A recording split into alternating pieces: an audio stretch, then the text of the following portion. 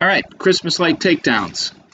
So we have Google videos referenced, which we will provide you the link for. Basically, takedowns is a multi-step process.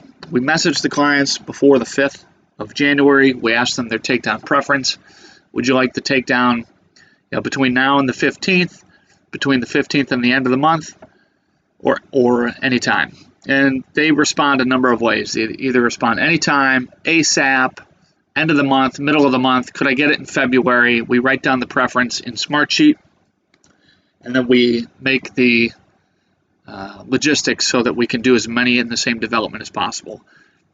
When we get clients that want a specific, like Wembley, we have a bunch of takedowns. They all want it after the 15th. So when I started contacting the clients, instead of giving them an option, I would say, everyone else in Wembley's going at the end of January. Does that work for you? And I push them into what I need them so that I can make it logistically possible. Okay, going through this. Upon arrival, turn on the lights. Take a picture of the house with all the lights on. Make a map. This is where you're going to use your phone. You're going to take a picture, and you're going to draw a map. Line 1, line 2, line 3, line 4, etc. You're going to use the map, and you're going to mark the actual number of lights in a bush, in a tree. You're going to mark which side of the house your power is on. On the light, the lights get marked too. There's a video supporting that. You're basically labeling the house all from right to left. Line 1, female end open. Freddie has some good videos on that.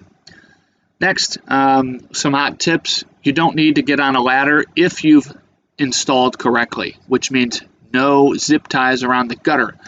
Sometimes you have to, and that's all right as long as you don't have them everywhere, just one spot. You can tuck the wire in like behind the siding. You can, tuck it behind the gutter in a way that you can just pull. The goal is to not have to really get up on the ladder. So you use a pole with a hook on the end of it to pull out. That's how you take your shingle tabs out. You're going to make sure that you turn the lights off before you take down, okay? Because if somebody made a bad extension cord that has a hot end, I don't want anybody getting electrocuted. You're going to disconnect any tag lines and mark where they are connected. Dormer, wreath, eyebrow, label the junction points.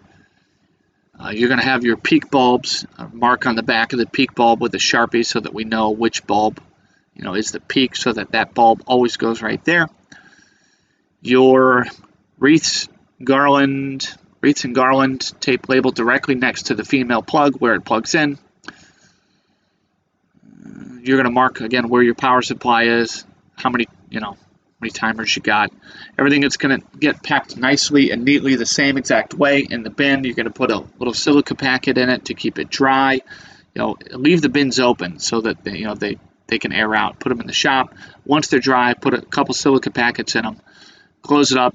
Label it bin 1 of 2, bin 2 of 2, bin 3 of 3, etc. So that way we can make sure when we get a customer's rehang, they all go to the right place. In the container, you're going to have basically the east side is going to be all on one wall. The west side is all going to be on one wall. The lines get wrapped neatly in a circle and zip tied. Canny clips, which are your ridge clips, they get zip tied together. Everything's got to be nice and clean and labeled. That's it.